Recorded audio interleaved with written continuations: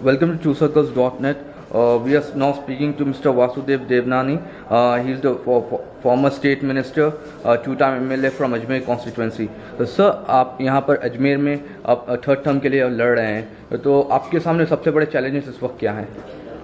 मेरे सामने इस समय जो मेन मुद्दे हैं, एक तो कांग्रेस सरकार द्वारा बढ़ती हुई महंगाई, भ्रष्टाचार और पिछले 5 वर्षों की जो सरकार का कुराज है और इनके 2-2, 3-3 मंत्री यौन शोषण के अंदर जेल में हैं, उससे लोग परेशान हैं। एक मुद्दा तो महंगाई का और भ्रष्टाचार का मेन मुद्दा है। दूसरा इस समय मुद्दा देश के अंदर जो इस नरेंद्र मोदी का मुद्दा है। हर युवक नरेंद्र मोदी को लाना चाह रहा है, लेकिन नरेंद्र मोदी की सीढ़ी अजमेर से शुरू होती है।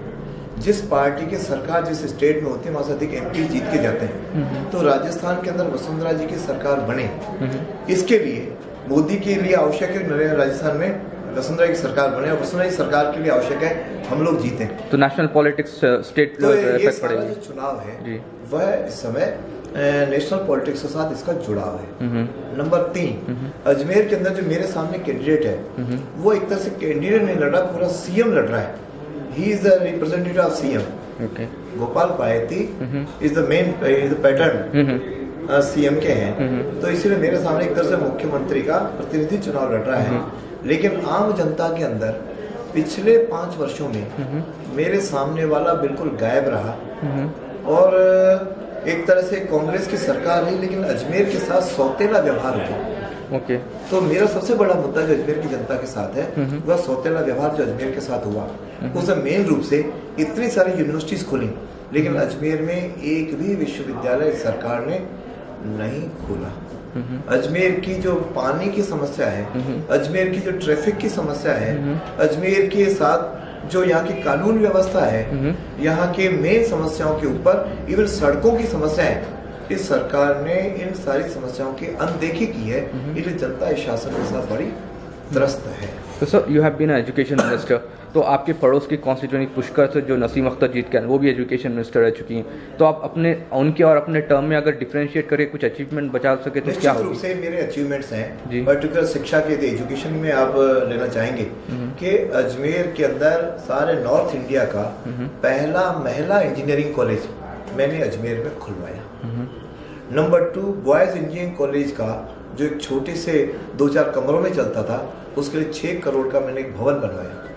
यहाँ पर LLM की कक्षाएं जो पिछले 25 साल से डिमांड थी उसको मैंने पूरा किया। जेल के अंदर ITI खुलवाया, और अजमेर के स्कूलों में हमने स्कूल भी खोले, स्कूलों को क्रमोन्नत किया, और as a state education minister हमने 1 लाख नौजवानों को शिक्षकों की नौकरी दी। इसके विपरीत ये तो केवल स्कूल एजुकेशन की बता रहा हूँ, और हायर एजुकेशन टेक्निकल एजुकेशन में राजस्थान के अंदर मैंने टेक्निकल यूनिवर्सिटी खोली, हमने मेडिकल यूनिवर्सिटी खोली, हमने प्राइवेट यूनिवर्सिटीज का बिल पास करके प्राइवेट यूनिवर्सिटीज कईयों को हमने यहाँ पे खोलने की अनुमति दी। नए इंजीनियरिंग कॉलेज खोले, नए पॉलिटेक्निक खोले, नए ITI खोले। ITI में तो कह सकता हूँ BEd कॉलेज खोले। ITI में तो केवल 151 थे when I took the charge, and when I leave the job, that time these were the 751। तो 600 ITI खोले। जबकि इसमें जो शिक्षा राज्य मंत्री हैं, इनकी सरकार में शिक्षा राज्य मंत्री थी कि नहीं थी जनता को आभास नहीं हुआ। अजमेर के अंदर 17 स्कूल बंद हुए इनके कार्यकाल के अंदर, एक भी कोई नई चीज खुली नहीं, केवल लाल बत्ती लेकर के घूमने वाली शिक्षा राज्य मंत्री ये रही। अजमेर जिले के अंदर एक भी इनकी उपलब्धि मैंने चुनौती दी है कि आप खुले आप आकर के बहस करें, इन्होंने नहीं की। जहां तक शिक्षकों की नौकरी की बात है, मेरे विधानसभा के अंदर मैंने प्रश्न पूछा, इन्होंने 5 साल के अंदर केवल 34,000 अध्यापकों की नियुक्ति दी, उसकी तुलना में 55,000 रिटायर हो गए। तो overall there is a loss of 21,000 in teachers job. Deficit पैदा हो गया। बढ़ोतरी की तो हमने तो 1 लाख शिक्षकों की नियुक्ति दी। दूसरा, इस सरकार ने जो तुगलकी निर्णय किया कि 8वीं तक हम किसी को फेल नहीं करेंगे, इससे स्कूलों के अंदर पढ़ने पढ़ाने की सारी चीजें समाप्त हो गई, गुणवत्ता समाप्त हो गई, स्कूल की जो क्वालिटीज हैं दैट हैव गॉन। ये सबसे बड़ी प्रॉब्लम। तीसरा, इन्होंने गरीबों के साथ ये टेट की परीक्षा जो लागू की, जिसके आधार पे इन्होंने बेरोजगारों की जेब पर डाका डाला है कि उन्होंने इससे कमाया है करोड़ों रुपए। मेरे विधानसभा का प्रश्न है कि पहली बार जब टेट की परीक्षा की उसमें से इन्होंने 17 करोड़ रुपए कमाए। दूसरी परीक्षा की उसमें से 11 करोड़ रुपए कमाए। तो इससे तो फीस आधी कर लेते। तो इनके राज में शिक्षा का पूरा ढांचा चरमरा गया, पूरी अराजकता उत्पन्न हुई। पहले शिक्षा मंत्री तो इन्होंने सरकार को बदलना पड़ा और दूसरे शिक्षा मंत्री जो राज्य मंत्री बनाए, उस शिक्षा मंत्री को तो विधानसभा के अंदर सर्व शिक्षा और सतत शिक्षा में वह अंतर ही नहीं बता पाते, प्रश्न का उत्तर नहीं दे पाते।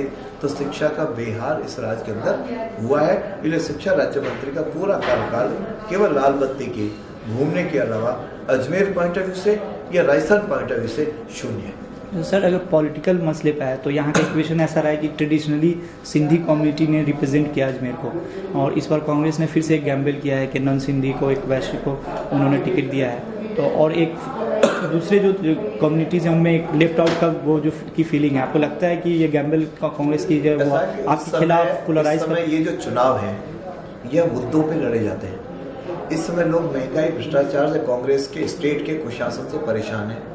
देश के अंदर मोदी की लहर है।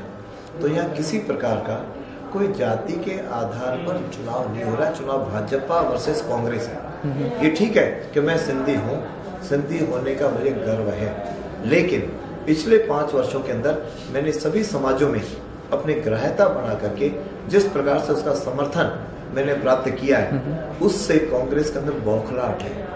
मेरे ऑल द 36 जो भी जाति हैं सबका मुझे समर्थन है। मैं सबके सहयोग से चुनाव लड़ रहा हूँ, बीजेपी के नाते लड़ रहा हूँ। इसलिए निश्चित रूप से इसमें वो जो कार्ड, इस बार वैसे वो कार्ड है नहीं। पिछली बार तो कुछ लोगों ने प्ले करने की कोशिश की, अभी भी कुछ अराजक तत्वों ने, कांग्रेस के समर्थकों ने इसको इस मुद्दे पे बनाने की कोशिश की। जो है एक पोस्टर भी अजमेर के कुछ सड़कों पे लगा, जिसका मैंने चुनाव आयोग को शिकायत भी की। लेकिन हम मुद्दों का चुनाव लड़ेंगे, हम सारे समाजों को साथ लेकर के लड़ेंगे। मैं निश्चित रूप से भारतीय जनता पार्टी के उम्मीदवार के रूप में लड़ रहा हूँ, लेकिन हाँ इतना जरूर कहूँगा मैं सिंधी हूँ और सिंधी होने का मुझे गर्व है। अजमेर में सूफी ख्वाजा मोइनुद्दीन चिश्ती का दरगाह है और यहाँ माइनॉरिटीज़ की भी अच्छी खासी पॉपुलेशन है। तो माइनॉरिटीज़ के लिए खासकर आप उनको कैसे रीच आउट कर रहे हैं? उनके लिए इस सरकार ने तो माइनॉरिटीज़ को भी केवल वोट बैंक समझा है। दरगाह के लिए 300 करोड़ रुपए की योजना बनाने की घोषणा हुई, लेकिन उसमें से 1 रुपया भी केंद्र सरकार ने, राज्य सरकार ने उपलब्ध नहीं कराया। उनको केवल बीजेपी से डरा करके वोट आते गए, लेकिन वो समझदार हो गए, इसलिए उनका भी एक चंक निश्चित रूप से बीजेपी की ओर झुकाव उसका बढ़ा है।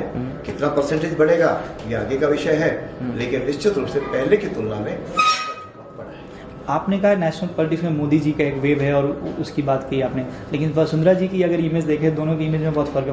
वसुंधरा जी एक लिबरल डेवलपमेंट को ये करती हैं, जबकि मोदी जी को नेशनल पॉलिटिक्स में पोलराइजिंग फिगर की तरह देखा जाता है। तो ऐसे में आप अपना स्थान है। वसुंधरा जी अपने स्टेट में 5 साल में राज में रही, उसने राजस्थान को विकास में आगे बढ़ाया और देश भर के अंदर हम शिक्षा पे नंबर 2 पे रहे। कई पायदान हमने इस सरकार ने आकर के उसको 12 और 22 में मुद्दे पर लेके, इधर महिला उत्पीड़न में राजस्थान इज एट नंबर 2। उनके मिनिस्टर जेल के अंदर हैं, 2 मिनिस्टर तो जेल में, तीसरे को इस्तीफा देना पड़ा, इनके विधायक जेल में हैं। तो इसके कारण से स्टेट में वसुंधरा जी हैं और नेशनल फिगर के रूप में जो हमारी पार्टी ने उनको पीएम का, गुजरात में तीसरी बार जीते हैं। और वहाँ पे अल्पसंख्यक भी, मैं तो गुजरात में मेरी बेटियां जो है दी हुई हैं, तो आज भी गुजरात के अंदर अल्पसंख्यक सबसे ज्यादा प्रसन्न है तो मोदी के राज में है। पिछले 11 साल के अंदर एक भी दंगा गुजरात के अंदर नहीं हुआ है। केवल एक 2002 गोधरा को लेकर के केवल एक पर्टिकुलर जो वामपंथी है या जो पर्टिकुलर मीडिया का एक पर्टिकुलर वर्ग है और या कांग्रेस का एक तथाकथित अपने आप को जो धर्मनिरपेक्ष कहता है, इस तरह के ग्रुप को अलावा बाकी कहीं भी इस प्रकार की मोदी की इमेज नहीं है। लेकिन जितना कर रहे हैं उतनी उसकी ग्राह्यता बढ़ रही है। हम लोग साउथ में, केरल में आम सभा हुई है, हैदराबाद में हुई है, चेन्नई में हुई है, वहां जिस तरह से आया और यूथ को एक दमदार प्रधानमंत्री चाहिए जो डिसीजन ले सके। मनमोहन सिंह जी मौन है और राहुल बाबा एक पप्पू हैं जो आज भी नेशनल पॉलिटिक्स के मुद्दों पर किसी प्रकार का कोई विजन नहीं। हमने दंगों की बात की, राजस्थान में ही छोटे बड़े 40 दंगे हुए, तो आपको क्या लगता है बीजेपी सरकार आएगी तो आप निश्चित खास हमारी करके- सरकार पिछले 5 साल रही, एक भी दंगा राजस्थान को कोई बता दे। हमारी सरकार के अंदर दंगे नहीं होते और कांग्रेस की सरकार के अंदर ये दंगे होते हैं, क्योंकि कांग्रेस इनको केवल वोट बैंक समझती है, इनके रोजगार के लिए, इनकी शिक्षा के लिए कभी कुछ नहीं करती। जैसे मदरसा स्कूल्स है, उसमें शायद मैं शिक्षा राज्य मंत्री था जब मैंने फ्री किताबें मदरसों में उपलब्ध हो, ये मेरा निर्णय था, मैंने उपलब्ध कराई। Thank you for speaking.